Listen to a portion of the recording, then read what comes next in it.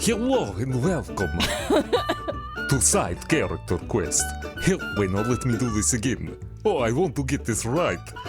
Hello and welcome to Side Character Quest. It is I, Dracula. I am here to welcome my guest, Andrea.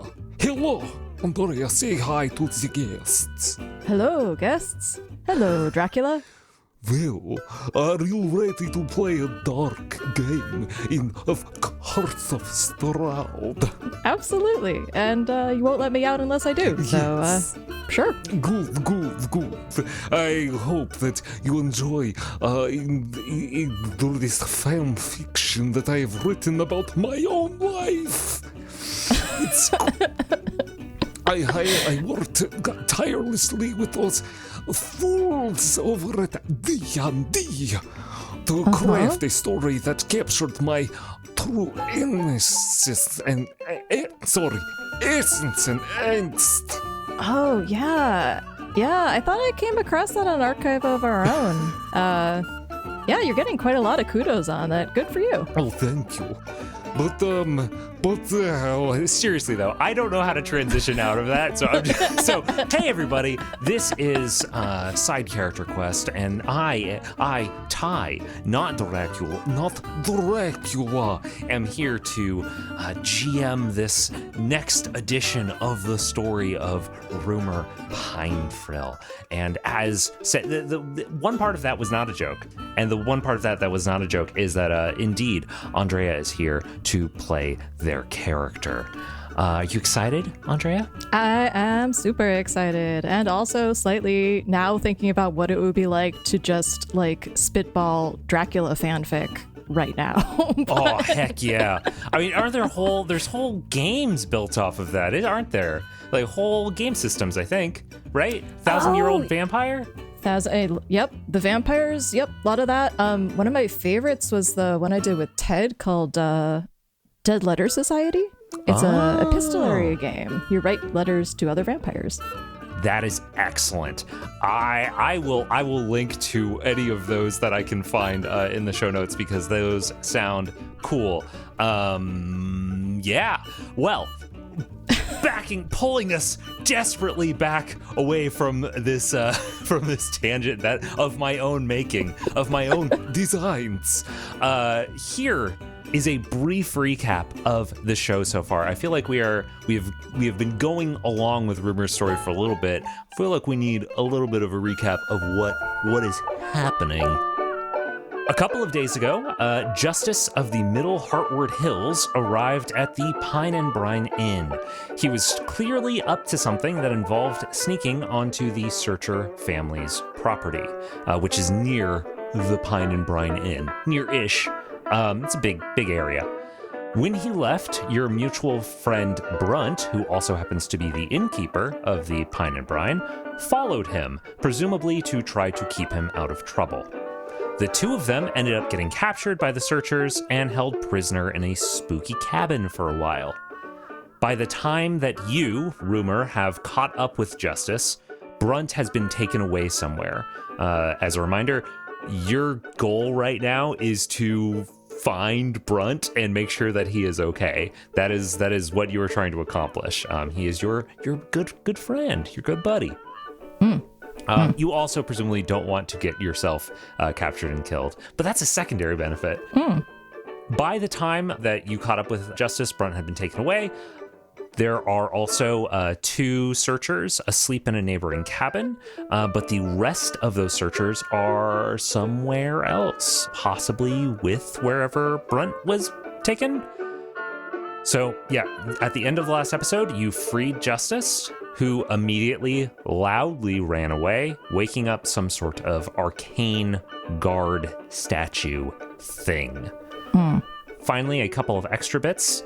Number one, it is cold and snowy out, and it is almost nightfall. You are in you're on a mountaintop, and there's lots of like pine trees around, so there's a lot of cover. So it's pretty dark, but it's not like, pitch black out. Not yet. It's just, dusk dark. Number 2, there's an animated skeleton named Jacob who is assisting you, but her commitment to this mission of rescuing Brunt is tenuous. She's basically just doing it, as far as you can tell, because she is lonely and because she probably feels bad about stealing some magic stuff from Brunt to try to fix her damaged skelly arm. Huh. And number 3, also staying at the inn with you was a forager named Baba of the Middle Wallward side, but you sent her on her way, hoping she could get home before the snow picked up again. She's carrying a note from you to your husband, Gray Hardheel. Is there anything important that you feel like I have missed that should be told to the listeners? Justice absolutely was up to some bullshit. He was trying to... He made me an offer to steal something and put it into a magic blue bottle in exchange for getting help, which, fuck him very much. Did not take. No sale. And... He was like, I will definitely 100% get help for you if you are willing to promise me that you will collect whatever sort of like weird arcane stuff you can find from the searchers. Right. Yeah. Just how dare. Absolutely. How dare. We found a skeleton and some acorns in a basket floating in a stream. That felt like flavor. Hey, I mean, who knows? Who knows if it's plot relevant? Who knows what's going on with that? But yeah, there were human bones in a stream, along with some acorns that were having their tannins rinsed out, presumably. That's what that looked like to you. I guess I'm haunted by a forgotten god? Yes. Sorry, I forgot to write that into the thing. At the end of the last episode, you did accidentally commune with a forgotten god. And that is sticking around a little bit. I blame Justice. As one does. Just the most... Well, yeah. Let's find out what's going on with him.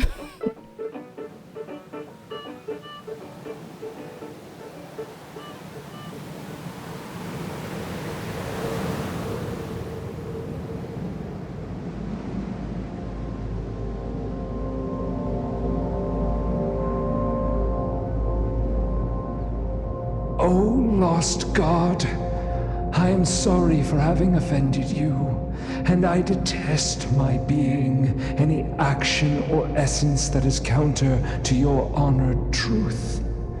For if it is not of you, it is not of my path. I firmly resolve with your guiding hand to stray no more, and to find yourself, and to be held forever and ever, without end.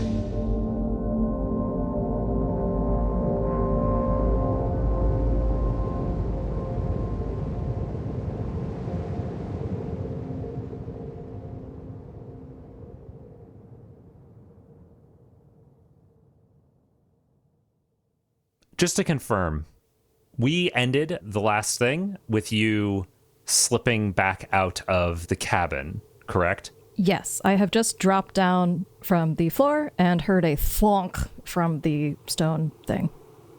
As you drop down into that crawl space beneath the cabin and sort of skitter your way out, you pop your head up and you look towards where there should be, where you would expect there to be, Justice and that pile of stones that you saw earlier. That pile of stones is now standing up in the center of the field. One foot has sunk into the creek, and the other foot is stepping into the mud and snow that lays across the ground. This figure, this sort of humanoid shape with a strange animalistic head covered in moss, with a blue glow emanating from its back. It is facing towards you, and one of its arms is raised. This you all take in a moment, just a few seconds, as it crosses your mind. Where is Justice. And when that thought hits your mind, you recognize a movement through the air. And then you hear a loud thud as Justice's body slams into the cabin maybe 10, 20 feet away from you, where the searchers were sleeping, where those 2 searchers were sleeping. Oh my God. You look over at him, and he falls to the into the snow below. It seems it seems like he is not feeling too great. As he lands to the ground, though, he does stand back up, and you see a dagger form, that same dagger as before, sort of materialize in his hand as he pauses and looks back towards this brute of a stone golem. What do you do?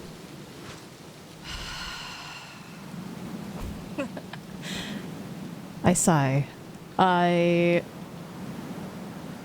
take all this in. The minute his body hit the wall, I would duck back down and kind of watch it all happen from my big goggly eyes.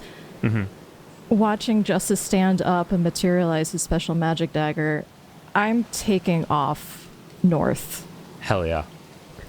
Towards where he pointed off, where Brunt left. I think I might, as a last-ditch effort, I don't even think Jacob's still there. I'm going to point back kind of in the direction that she was at and be like, I'm following the creek toward, I forget what the name of the direction is, like creekward or you're eastward uphill from you. Yeah. Yeah, as you point that toward your finger towards Justice, and sorry, not towards Justice, towards Jacob, send that message. Although you can't get a response back from her, right? You do see her, if you're looking in that direction, you do see her sort of pop up behind the sort of stone fence on the edge of the searcher's farm. And I'm just going to tell you, her desire to flee, that clock, does indeed click up, but it is not full yet. I think the fact that this fight is happening would have knocked it up quite a bit for her, but the fact that you warned her ahead of time, I think, has mitigated that a little bit. That's good. Yeah, she is still, communication matters. Yeah, she is still encouraging, feeling like, ooh, I don't know about this. But you don't know where she is going to go. Like, she might just wait for you down here. Who knows? Who can say? That's fair. Justice, meanwhile, he does seem to rush forward to try to get past this thing, you assume. I'm going to roll a quick note to myself, just as you are getting ready to try to leave. I'm going to roll a quick thing to see how Justice does in this moment. Bless. I think I would, I'd duck back down, hit the deck, point at Jacob, and be like, I'm headed north, find my friend, stay safe. If anything happens to me, it's really nice to meet you. And then just head off. Excellent. As you are turning, you see Justice sort of try to run past this thing, and he does manage to sort of slip by it. This thing is not super fast. It's faster than it looks like it should be, but it's not like the quickest thing. And his goal, right, is not to hurt it. His goal is to just get by it. So although the brute does seem to like grab a hunk of soil and maybe a large log and toss it at him. Oof. And it does hit him as, sort of wing him a little bit as he's running by. He just keeps on running. That dagger is out, maybe just for comfort. It does not look like he's actually trying to it's an emotional support dagger. Swing. Got you.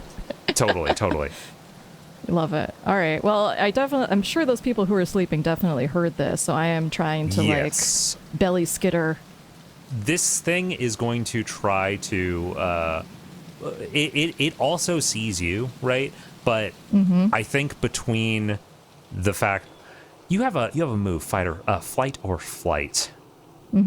Flight or flight. I'm saying that again because it's hard I to know. pronounce. But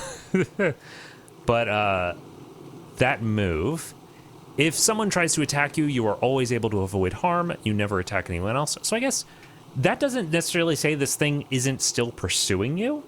And it definitely does see you. So although it is currently focused on, it seems to be focused on Jacob, you don't know what it's gonna do in the future, right? But you are just focused on moving uphill, correct? Yes, in a kind of like serpentine route, so it's not Okay. like, power running straight in a straight line where if somebody walked out of the house, they could see, there's that weird lizard just going off. Totally. Roll me a sneak. Okay. Because you are right. It is not just the brute that is watching for you. You are correct in thinking that having a human body thrown against the building you are sleeping in would indeed wake some people up. Well, I have nothing in that. So I have a 2. I'm debating. I mean, pork fat's not going to help with that, Ty. We all know that. You could always wait. So you rolled 2 and took the lower, which was 2, which would be a failure. You can always wait to hear what the result is and decide if you want to resist it. I'm going to do something stupid instead. Oh yeah, The third hell yeah, option. hit me. So, let me know what this mechanically would translate into, but I have to go creekward, right? It would be really impossible to flee and have an eye on who's behind me and what's going on and keep an eye of where the creek is going at the same time. So I think the newly reckless side of me would do something absolutely insane, which is throw myself into the cold creek and skitter through God. the water up. Probably being totally fine in the effort. Okay, right? so your goal here is to avoid being seen and to make sure that you are following the right path, because you have Yep. you have reason to believe you believe that following this creek will get you where you need to go. You have the mark, the character mark. When you created your character, you took on the mark newly reckless.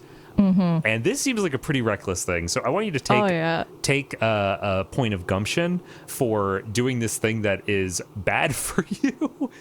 Also, I want you to take a level 1 harm of chilled to the bone, because you are getting into this icy water and just fully sinking yourself in. Yeah. 100%. So I filled up my gumption, which means I get 3 stress back. Oh, hell yeah. And I think, absolutely. It's just kind of like right. I forgot that it was winter. Yeah. When I hit the water, immediately the other thought that goes through my head is like, what if justice was wrong? What if the creek is not what leads to the front? Yeah. That could be a problem. Yeah. So I can't feel probably 75% of my body. Whether that's Awesome. an important 75% at the moment, we're seeing, but just kind of like wet, squelchy, just. More like pine chill, more like. There we go. I found it. You got it. Put that on my tombstone.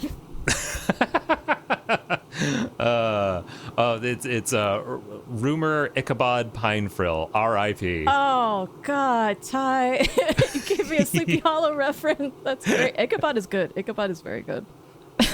But anyway, making that decision to jump into this creek does not actually impact your ability to avoid being noticed. It doesn't negate your number 2, your failed sneak roll. So as you are slopping into the water, into the icy water, I don't like that choice of verb. But Much as like we're one would slop honey onto grits, Ty. as one would slop honey onto grits, you slop yourself into the icy chill. Ugh. You hear the door of that nearby cabin slam open, and you hear some shouting from over there, and you see 2 figures running out, and more importantly, one of them seems to clearly see you. So as they both jump off the porch and start moving uphill, vaguely in the same direction you are, they both look at you, and one of them says, "Hey, get him! Stop him!" So one of the two continues running up the hill, and then the other one turns and faces you. And in the low light, you can just tell that something is off about this figure that is facing you. First of all, there is a sway to them, a movement that you immediately recognize as them being a little drunk. It looks like they were perhaps sleeping off something. It feels like you can smell the whiskey from here, or the moonshine from where you are.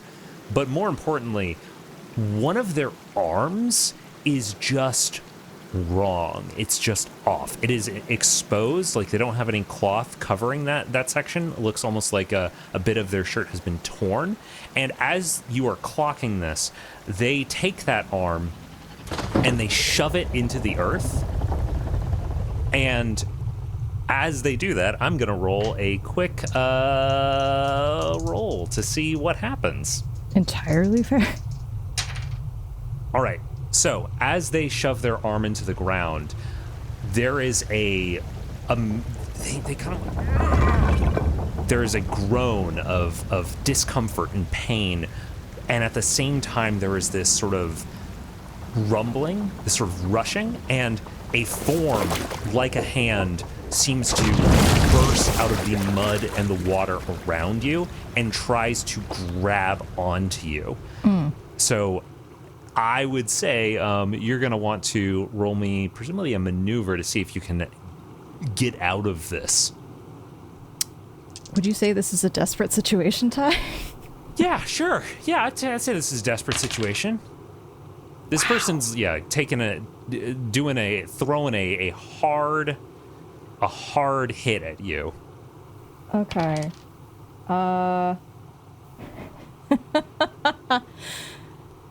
I mean, I'm back here. All right, cool. Well, dice tell a story. I just got double 2s. There's one of two ways I can do this. I mean, it just like getting so it's getting caught now versus later. Yeah, okay. Let's take it. I got a 2. All right. And you just allow this thing to grab onto you? Yes, because I'm really of two minds about whether I would want to get caught now versus later. I think as insane as it is, maybe my like cold brain is not working quite well. I want to get a little closer acquainted with this thing, to just like see what's what. This thing, as I said, it has a hand has like sort of wrapped around you in the creek and is like grabbing onto your torso, like reaches through and sort of picks you up a little bit out of the creek. And as it's like squeezing you, I want you to take a level 1 harm of bruised ribs. Ty, I have an idea here that I'm not sure. It might be a bargainer's handshake, or it might just be very funny. Yeah. Because I don't mind that much getting bruised ribs, but I'm a lizard. I've been caught.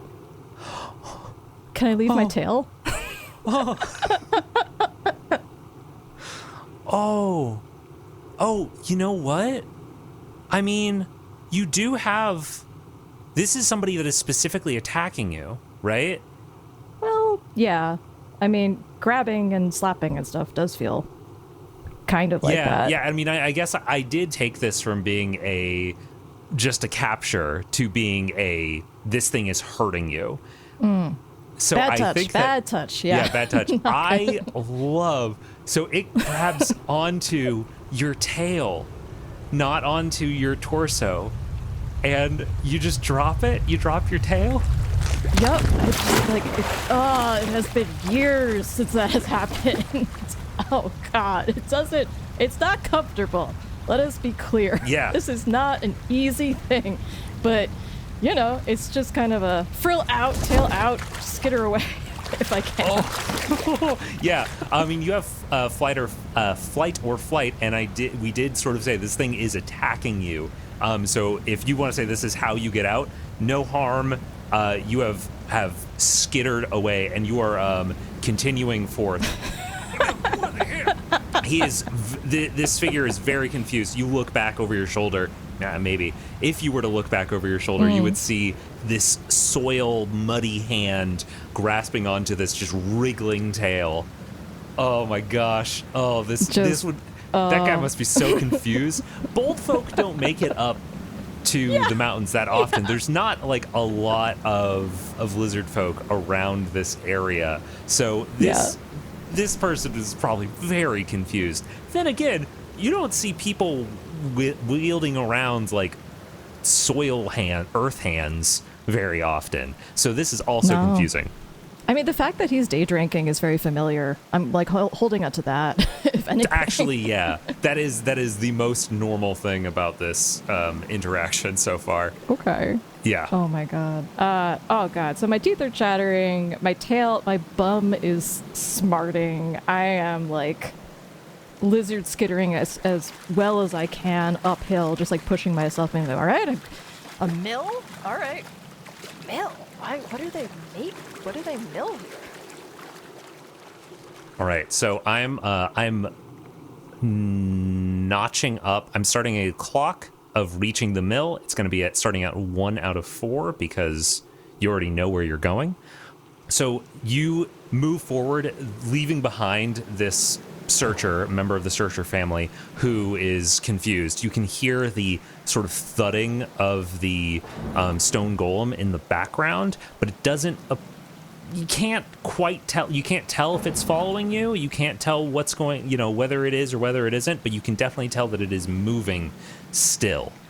As you make your way up, what is your modus operandi? I don't know if I'm using that phrase right, but what is your approach to trying to find this to find Brunch right now? Well, I heard mill, so my assumption would be body of water has to be near it, unless there's some sort of windmill that I'm not seeing, in this area.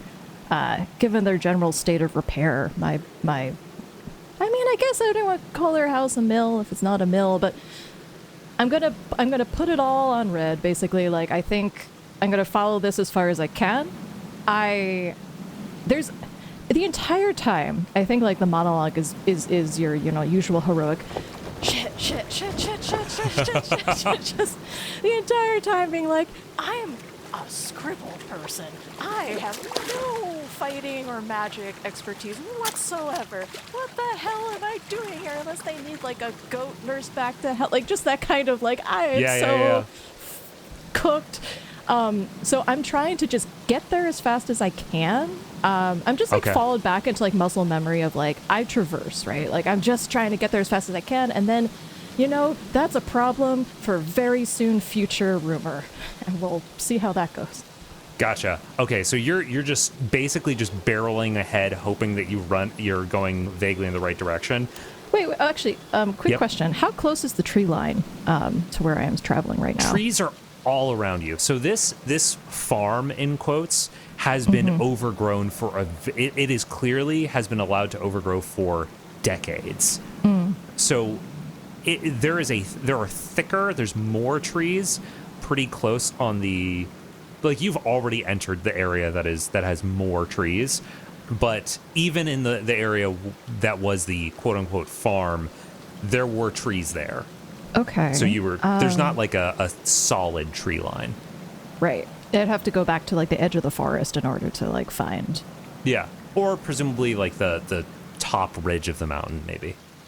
Okay. I was going to try to climb trees and kind of go from tree to tree, but that doesn't sound feasible. So yeah, I think I'm just booking it. Okay. Roll me a maneuver. This is not a desperate situation, right? Because like there's someone ahead of you trying to go ahead. There's people behind you, but like you have extradited yourself from the immediate danger. Fair. That is a 5. 5. Okay, mixed result. So I'm gonna notch up by 1 on the clock of you reaching the mill, so 2 out of 4. And little bit of extra complication for this. As you are moving forward, you notice you get like this sense, this feeling of like a soft breeze seems to rustle over you, and your eye is just drawn to a set of objects that are hanging from a low branch, maybe 40 or 50 feet away, in the direction that you're going. And you have a sense that that thing hanging from the branch does something.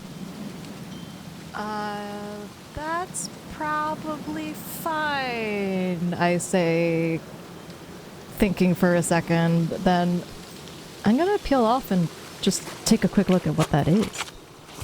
Okay. Remind me. Let's see. You have Mind Palace Ruins, correct? Yes, I know bits of history and lore on just about any topic. I spend too stressed to basically know stuff about the immediate area.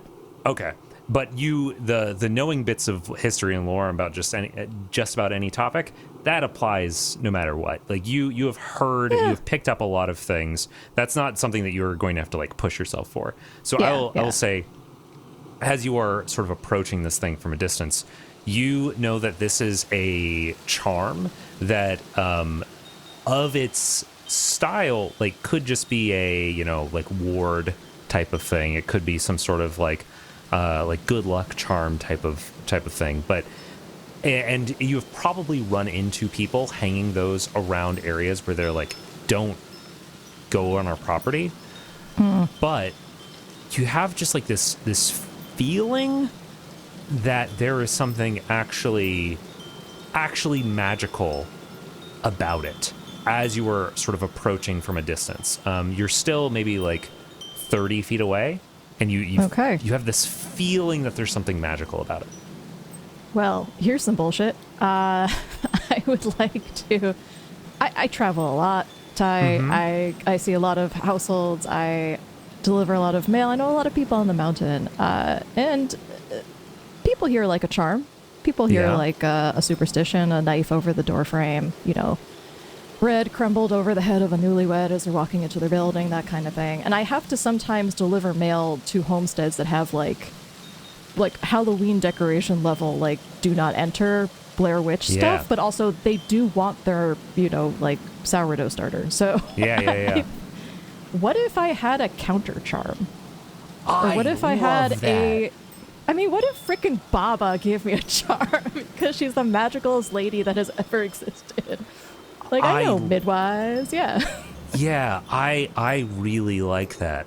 So, okay, how about you mark off Arcana and Counter Charm, and then I'm going to ask you to roll me an attune to see how well you can, like, do this, how well you can interact with this and apply that Counter Charm.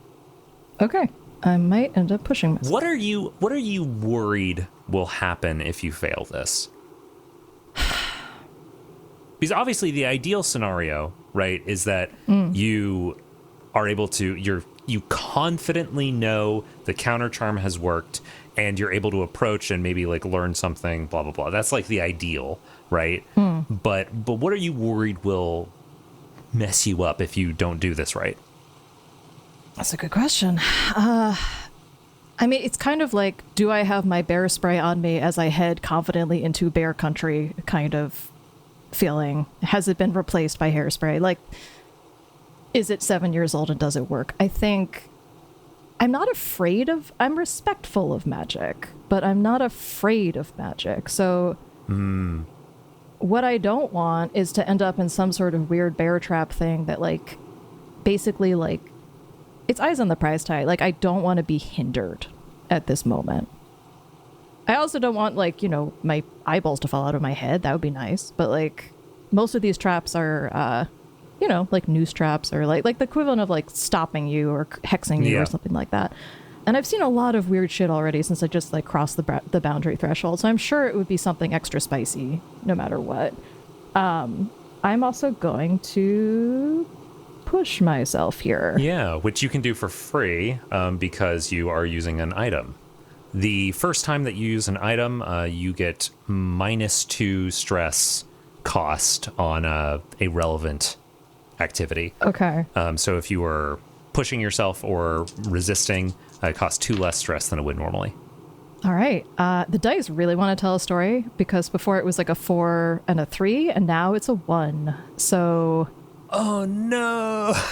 Oh no! I mean, I know I got flashbacks. I know I got resistance rolls. I know that I'm haunted by a forgotten god. So what's it gonna be, Ty?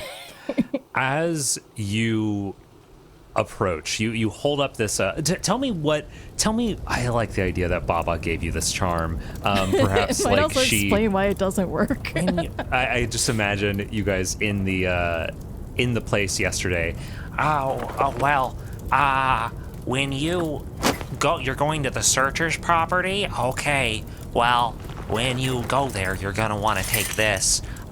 Don't go anywhere without it. It'll take care of anything they try to throw at you. Definitely, 100%. Okay. Baba, you're a queen among women. I appreciate this charm. I will guard it with my life. It is a, like... Oh, sorry, go ahead. I was just gonna say, All you gotta do is... and then we cut back to you doing the thing that she tells you to do. Oh, So what God. does she tell you to do? And what is the thing that she has given you? She's given me some sort of like knitted thing of like string and like knots and beads and things like that, and it smells like her, which is delightful, but also like I can wear it kind of knotted around my like front claws and like draped over my wrist. So I'm running with that. She did specify that I need to close my eyes whenever I recite the charm. So the entire time be like, well, Baba wouldn't steer me wrong. And then just close my eyes and just like go into the whole like, you know, Necronomicon type like verse, not looking where I'm going. Cut me off a quick piece of that. I may do something weird with the audio. Okay. I may not use this. We'll see. So don't worry if it doesn't. If you can't think of anything good. That's totally fair. Give me 1 second. Sure. By the root, by the blood, look away. Do me good. Excellent. And as you approach, you feel nothing from that. But you do feel as you seem to cross some sort of threshold, and the charms that had just been hanging on this branch that you were approaching, maybe to get a hold of, maybe to learn something about, they all of a sudden start moving and shaking and clittering and clattering, and they're making a sound like chimes, but then a sound like something less natural. And then you feel as eyes turn towards you, and they look straight into your soul. And you know that you are seen right now. Something knows that you are coming. And because you got a 1... Well, the lowest... Yeah, go for it. Yeah. I didn't say this was a desperate. So I think that the fact that they know you are coming is what will be the fallout of this. I'd considered doing something extra, but honestly, if you had gotten a mixed result, they still would have seen you, but you would have gotten to see them back. And if you had not gotten, if you had gotten a full success, then, they would not have seen you. So, Okay. yeah. So I feel eyes upon me, but I don't see eyes upon me. Correct. I just feel perceived. I'm going to stop running. I'm going to stand up, sopping wet, tailless. Baba's beautiful charm wound around my wrist. Going to shove that in a pocket real quick. Quick question. And yeah? Do you think that charm, so we marked it down as an arcana, or I marked it down as arcana on my sheet. Do you think that it is magical?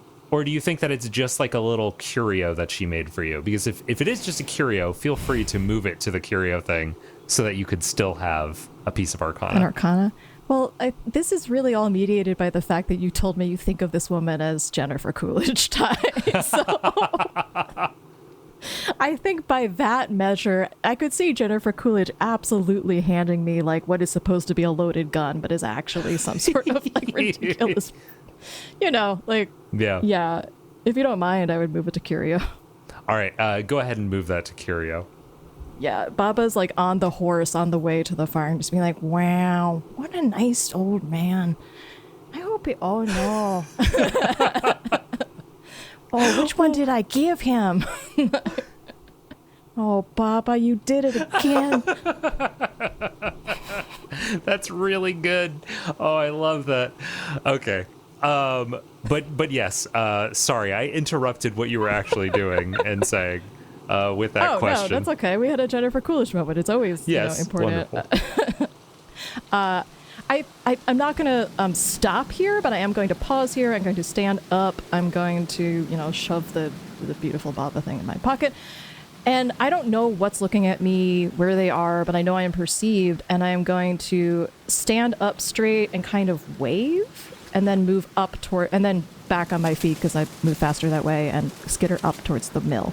So it's a kind of like, hey, Nice. kind of thing. It's not meant to be like saucy or cheeky or something. It's very much like a, hey, hello. Nice. And then go. I like it. So as you're continuing, have you just been following the creek this whole time? Yeah, and I think also like just knowing the lay of the land at this point, like I can tell, I followed a creek before. I can kind of have an idea of like where it is without being on top of it. I'm not in it anymore.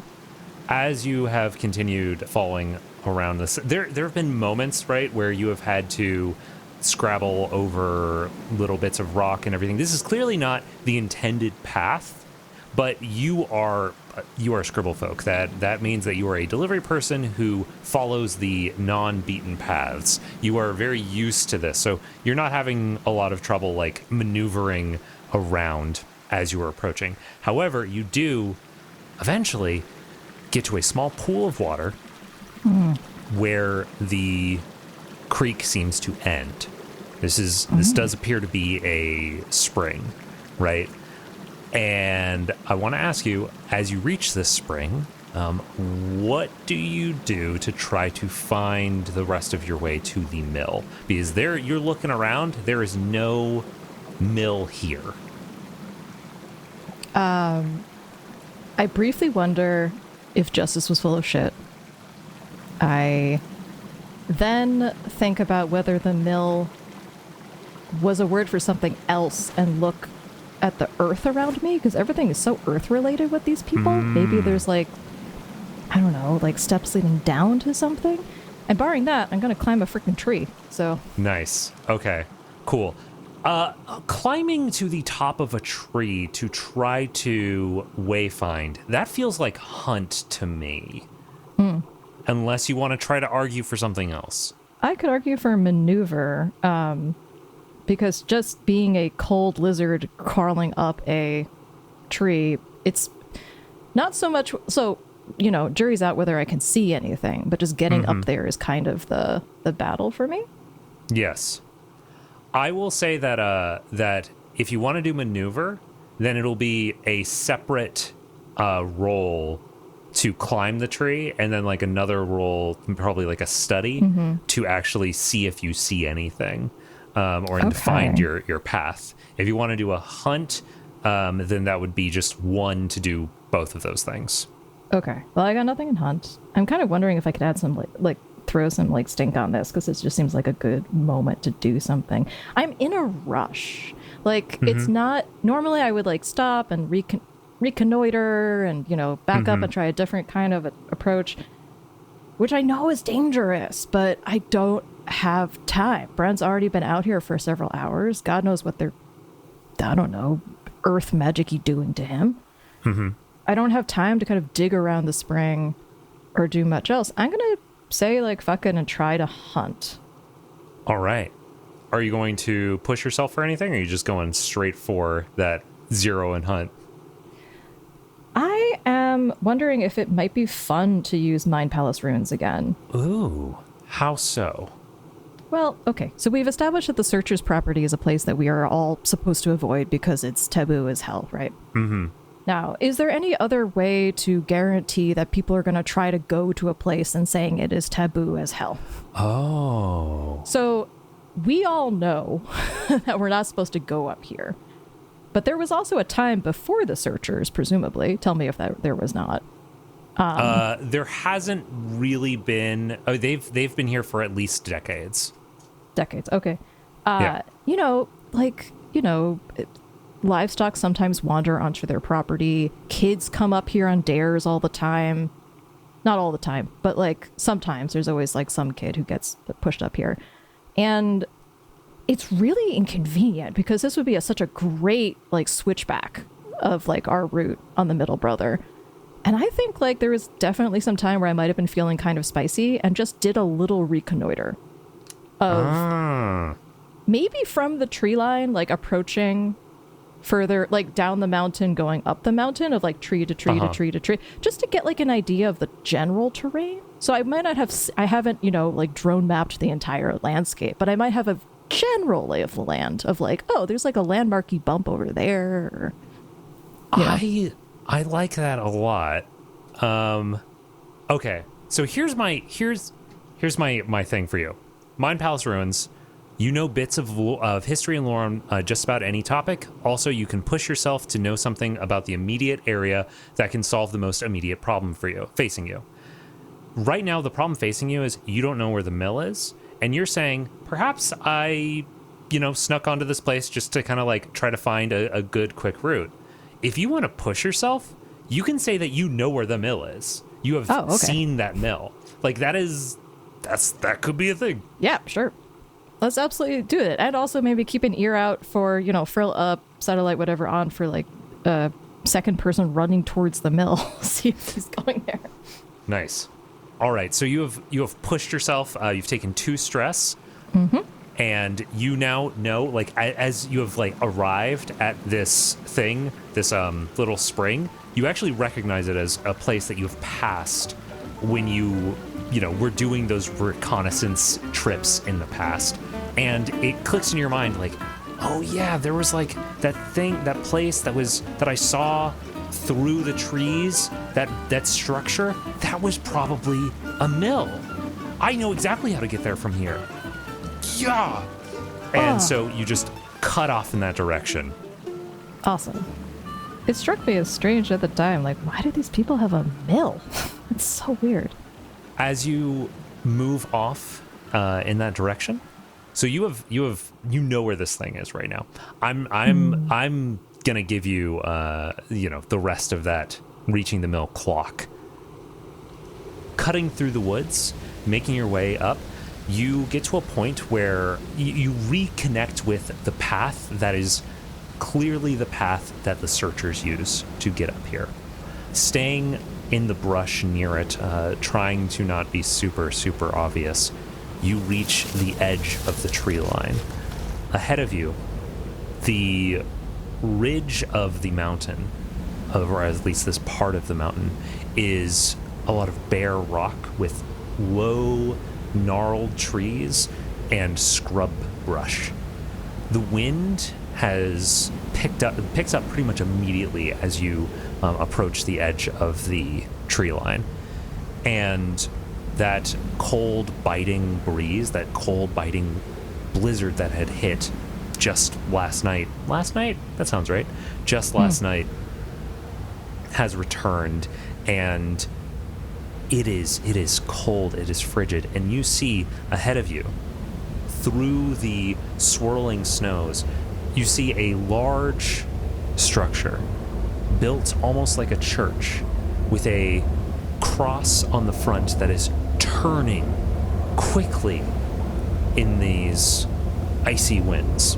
And you hear, carried over to you, muffled by the stone walls of this building, a choir to some dark mass.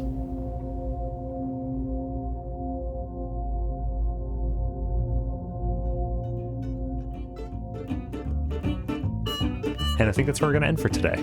Yay! Ty, that was atmospheric as hell. This has been a blast. thank you for coming on and joining me once again. Hey, listener, you at home listening to this, or on the road, or going on a hike through Appalachia. If you want to say hi, how about you give us a call at SCQ 371 loud. Give us a shout. I will have that number in the show notes. And also, is there anything you would like to plug for people, Andre? Anything that you think they should go check out? Either something that you have been working on, something that is evergreen that you were working on in the past, or something just cool that you think that people should check out that has nothing to do with you. Oh, wow. Well, I'll definitely come prepped with that stuff for next time, but I should plug another book that I've done. It's an early reader, which is the kind of book that you give a kid who's learning to read for themselves for the first time. It's part of the Elephant and Piggy line. So it's Elephant and Piggy like reading, and the title is I'm On It. Excellent. It's basically a goat and a frog making life hell for each other, but it's vaguely based on the idea of sometimes when you're like losing a contest, it's because the game is rigged against you. Oh, how real. Yeah. How real. Wow. Yeah. Oh, For childhood. Hey, wait a second. What made you think of that while playing a game that I'm running for you? You can't say something. No. I kind of want the game to be rigged against me here. I have so many questions for you, but that can wait for bloopers or next time. Yeah. All right. Well, thank you again for coming on. Everybody, check out that book. I will have a link to it in the show notes. And until next time, how about we go ahead and pitter patter on out of here? Pitter patter, pitter patter, pitter patter, pitter patter, pitter patter. Thank you to the Joy Drops for the use of Not Drunk as our intro and outro music. Thanks to all of our guests, and thanks to you for listening. You can find us and say hi over at sidecharacterquest.com or by checking out our show notes for more links and information. If you're enjoying the show, drop a rating or review wherever you listen to podcasts, and we'll see you around. Bye!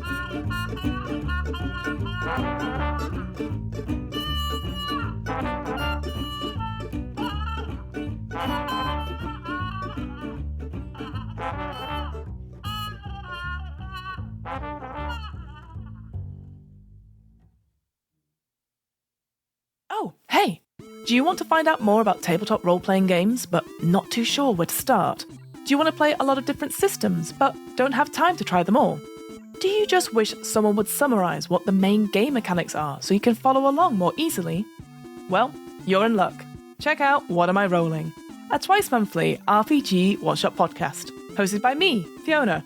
I like exploring different RPG systems, rule sets, and the stories they create.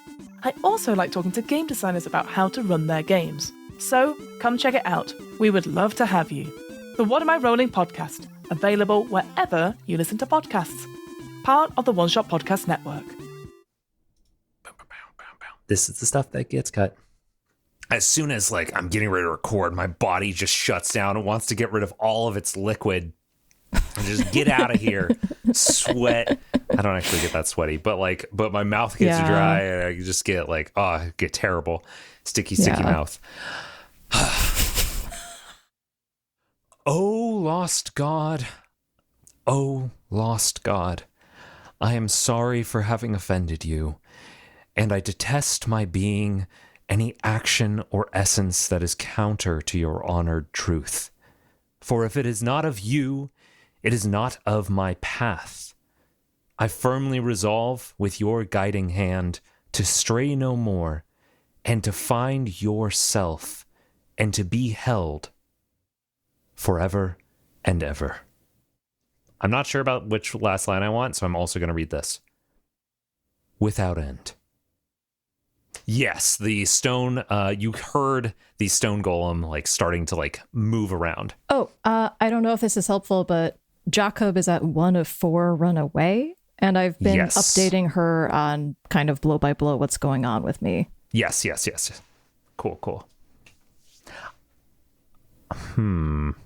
Did I just ruin the episode? No. I'm just I'm debating. Well, there's two things that are going through my mind right now. One is like, how much of this am I going to include in the actual edit? Because depending on what I say next, it might have to be in the edit. I think that because I'll say this when and if it comes up. Oh God, Ty, you gave me a Sleepy Hollow reference. That's great. Ichabod is good. Ichabod is very good. Ichabod is We good. should bring that name back. I like that name. It's a good name. Hey, you get him! Stop him! Or stop that! Sorry, it's like clocking the gender of an unknown being. Yeah, go ahead. Yeah. Stop! What is? Get that thing! All right. I don't know. I don't know what. No. It's fair. I'm giving you shit. It's fine. Yeah. Yeah. Squeezing you. I want you to take a level 1 harm of bruised ribs. The Ted special. I just want to tell you out of fiction, like, or out of podcast, probably, there is no like right answer to this. This is not like a puzzle I'm presenting you with. This is just sort of like what the approach is that you're taking to click that 4 o'clock up. I see what you mean. Got you. Yeah. So anything that you do could potentially be right depending on how you roll. Okay. Well, I assuming justice is full of shit is a free action, right? Yes, just assuming justice is full of shit is indeed a free action, one that we take all the time. Yep. Hello. Was that I know this is like supposed to be like part of the action climax, but I don't know if avoiding a bunch of fights is like. No, this is great. Okay. Action climax in my mind is basically like anything that's not preparation and anything that's like you know, scrabbling, trying to like, stuff was happening, shit was happening. Like I wanted you had to like deal with various little like challenges along the way. You got to use some of your moves, and you weren't just like having conversations with folks. Like there was Yep. You were having to address things through non-social means. So that's what I was thinking when I mentioned before we started recording that I figured this would probably be the action climax. Although, hey, there's probably gonna be some room for some action in the next sequence. I'm We'll sure see. it's just like you knock on the door and it's fine. I love that it's a mill. I love that it's a mill. And the choir, when you said it, was not a surprise given all of like the prayers and everything that's been happening on the way for all these episodes. But it's just such a like every bit of lore that you're unfolding about these people just feels so atmospheric and so creepy and so environmental. I really, really love it. Yay! I'm glad. I've really enjoyed sinking into these characters, and I know that we haven't seen a lot of them like head on, but I anticipated that, which is why I wanted to like start having those prayers happen to sort of hint at their mindset early on, because I knew they wouldn't be showing up for a while. That was brilliant. Also, thank God, because the entire time I've been trying to decode those prayers and being like, what if it has nothing to do with the searchers? What if this is Roderick or somebody like just vibing somewhere else that has nothing to do with this? After we recorded the first episode, and you heard that first poem, you asked me, like, is this the Lumineers? Is this like Roderick and the Lumineers? Like, is this one of their prayers? And I was like, no. However, as soon as you asked that, I was like, wow, I can see how it could have been them, but it wasn't. No. But anyway, this has been a blast. Thank you for coming on. Hi, I'm Mark, the host of the System Hoppers podcast. Here on the show, we can never decide what we want to play, so instead we're constantly mixing it up. Do you like fantasy TTRPGs? We've had a group of JRPG-esque heroes taking a stand against evil forces. Maybe you're into horror. Want to find out what happens to a group of kids on Halloween night that are dared to spend the night in the creepy haunted house on the edge of town? Or maybe you just want to hear a group of friends roleplay playing professional wrestlers and fighting for the gold. Whatever we've decided to play, you know you're in for a good time, so come check us out. That's System Hoppers, available anywhere you get your podcasts.